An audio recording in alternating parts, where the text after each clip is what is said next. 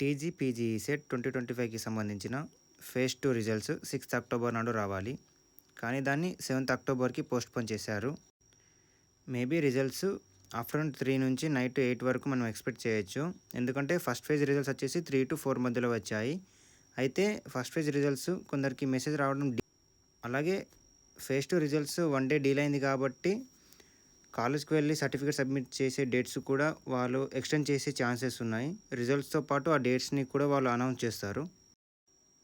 Phase 2లో ఎవరికైతే college allocate అయిందో వారు కాలేజ్‌కెళ్ళి ఎటువంటి సర్టిఫికేట్ సబ్మిట్ చేయాలి, ఒరిజినల్స్ అండ్ జిరాక్స్ వాటిపైన నేను ఒక క్లారిటీగా ఒక వీడియో చేస్తాను. అలాగే ఎవరైతే ఫస్ట్ ఫేజ్‌లో ఒక కాలేజ్‌లో సీట్ వచ్చి సెకండ్ ఫేజ్‌లో వాళ్ళు వేరే కాలేజ్‌కి ట్రాన్స్‌ఫర్ అయితే అప్పుడు చేయాల్సిన ప్రాసెస్ ఏంది, దానిపై కూడా డీటెయిల్‌గా ఒక వీడియో చేస్తాను. అలాగే ఎవరికైతే ఎంటెక్ చేయడం ఇంట్రెస్ట్ లేదో, మొత్తానికి సీట్ క్యాన్సిల్ చేసుకుంటే రీఫండ్ ప్రాసెస్ కూడా ఫార్మేట్ ఇచ్చారు.